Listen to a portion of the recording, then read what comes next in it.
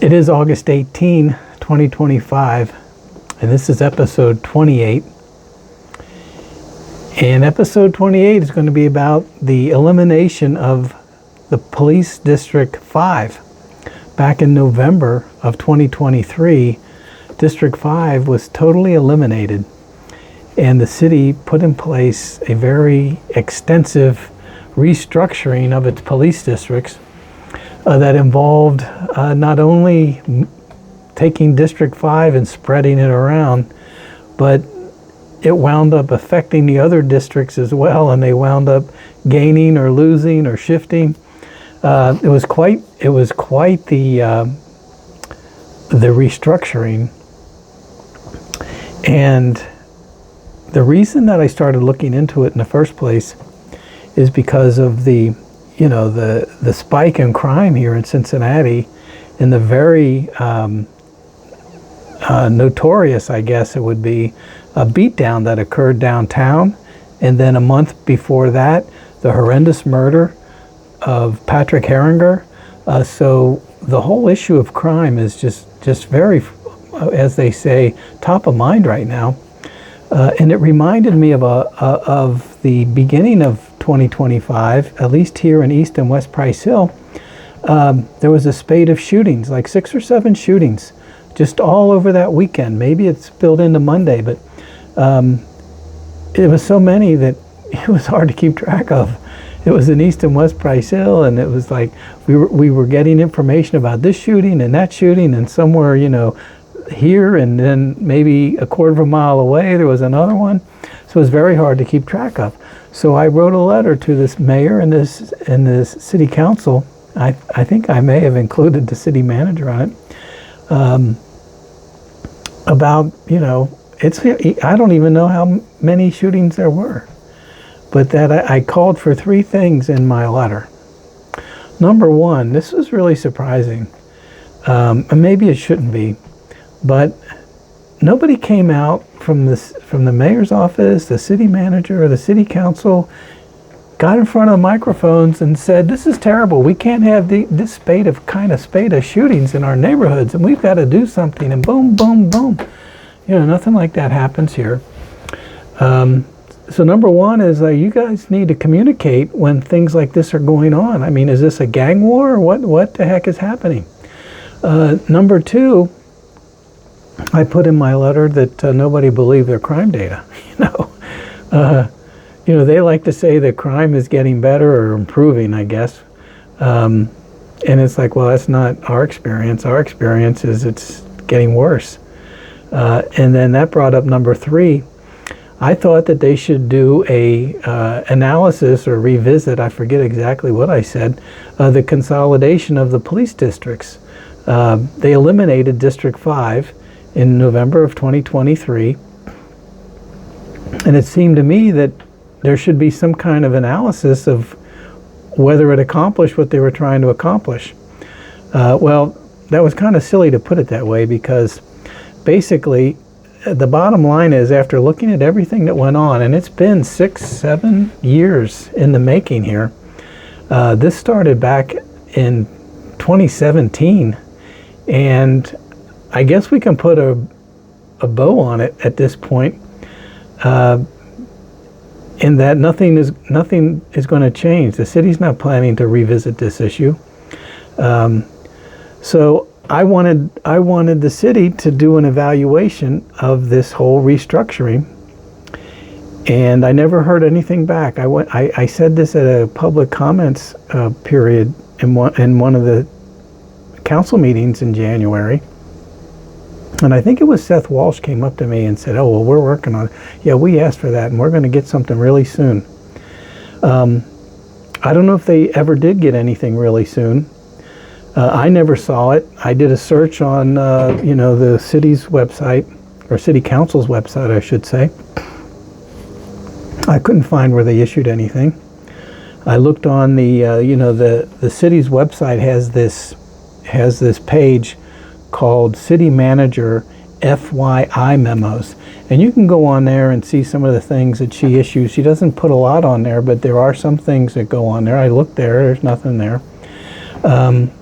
And So I put a request in, a public records request in for any kind of analysis.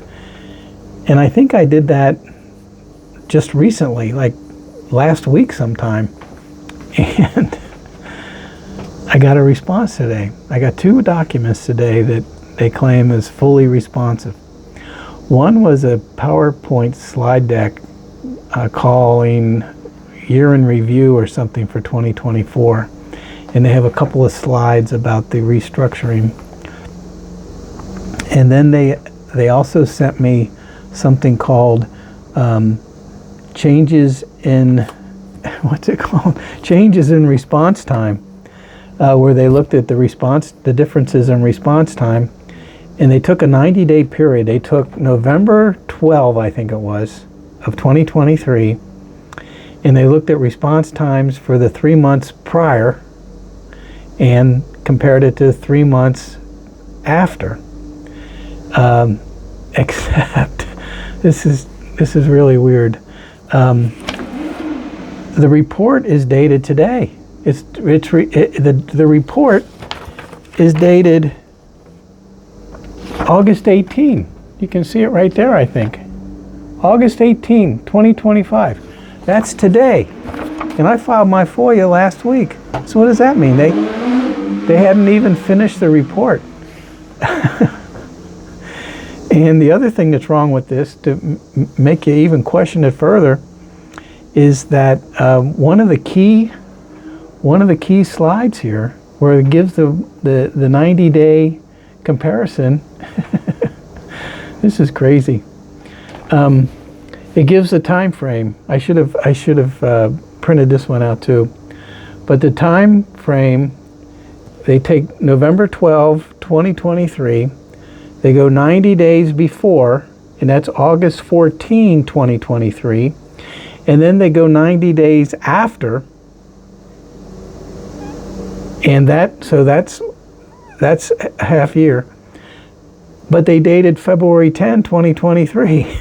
So I think that's a typo in their report, which is not good. And they need to fix that, of course. But to me, that means, the fact that they slopped it together today and they were sloppy about their dates, that's kind of Bush League. But I think it confirmed my thinking that they probably never did it. They probably never issued that report. What does the report say? Well, it's very limited, and I think what I should probably do is have another podcast going into these 2 PowerPoint slides, because the decision to eliminate District 5,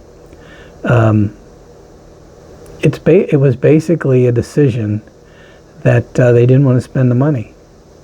They had, if you go back to 2017, the momentum was to get a new building, a new facility for District 5. I didn't go all the way back and find out where they were, but they were on Ludlow Avenue at some point. Well, I can't remember their addresses. Anyway, they wound up in College Hill in temporary space. It was supposed to be there for 3 years while their new facility was being built. The city had identified 2 spots for a new facility. One was on Central Parkway at the bottom of Clifton. There was something called the Pimmett Center there. They were going to work on that, and that was going to cost $9 million to renovate. And the other option was up in College Hill, and that was going to cost $14-15 million. And these days, I think that's increased to like $20 million. But anyway, the city was going to do it. They were going to build it. They had built a new facility for District 3 a couple years earlier in 2015 or so. And they had actually issued bonds, $7 million. They went into debt, $7 million to help pay for the new facility. And work was on, not the building, but the planning and all the rest of that was underway.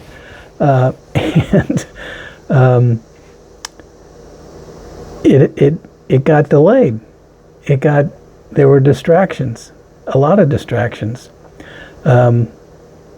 So you had the Columbia Parkway hillslide in 2019, and they wound up taking all the money that they had set aside for the District 5 facility, and they moved it over, including, I think, the money that they raised through issuing bonds, the $7 million, and they reapplied that or diverted that to the Central Parkway problem.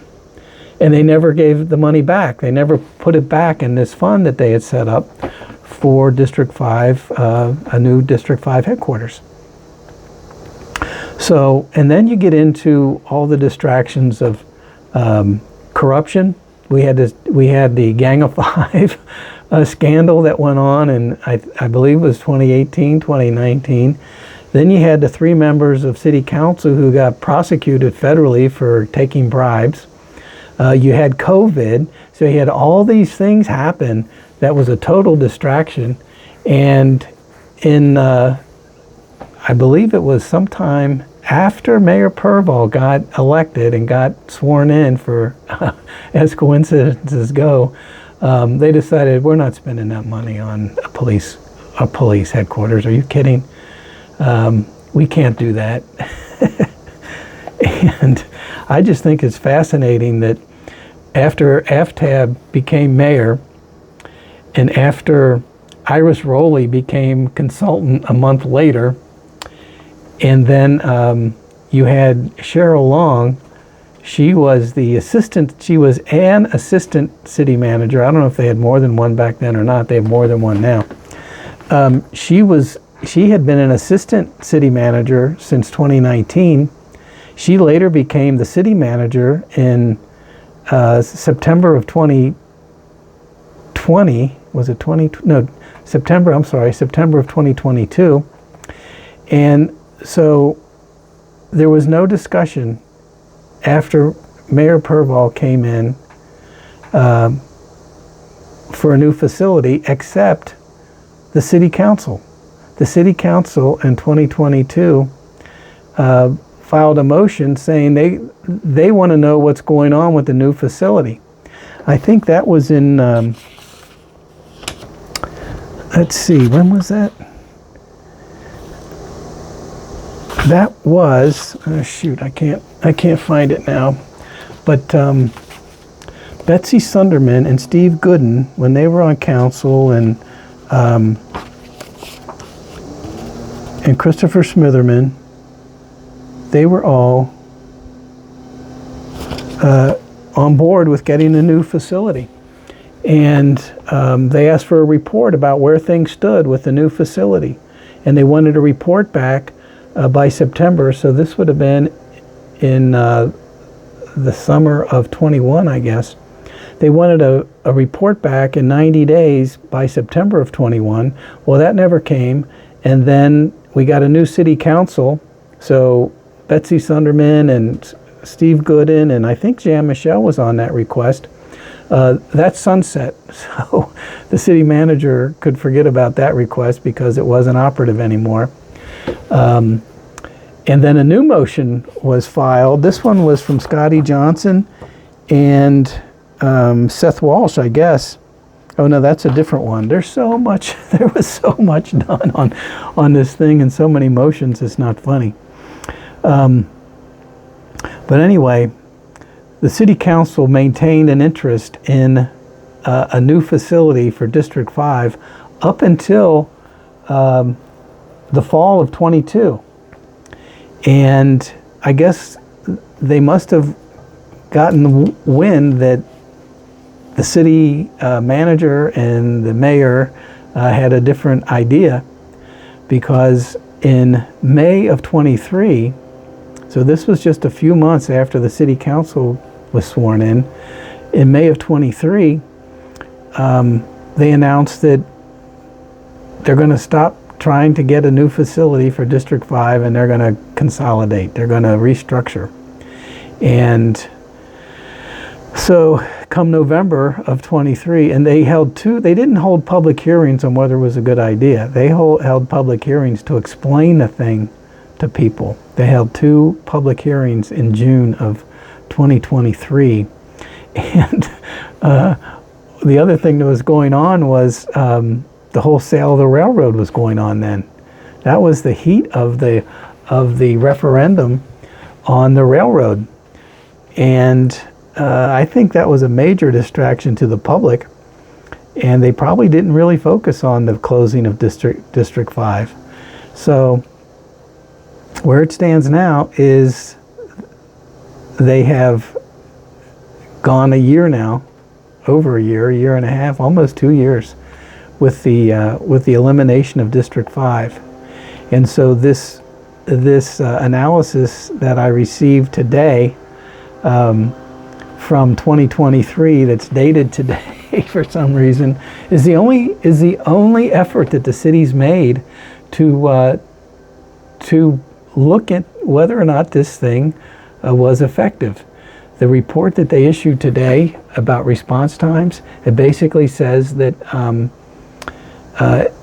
things haven't gotten worse, or response times haven't gone up. They've basically stayed somewhat the same, but the analysis is very superficial. It's totally superficial. It only looks at response time, and it looks at one other thing.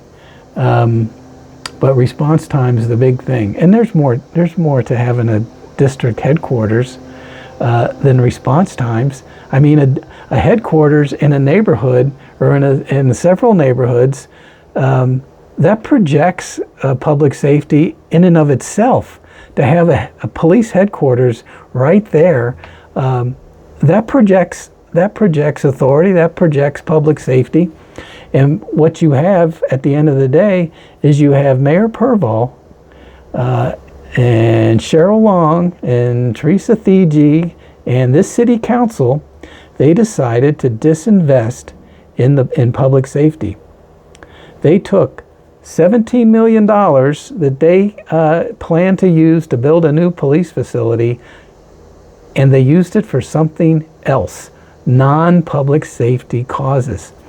And so was that the only thing that this city council and this mayor have done in terms of disinvesting in public safety?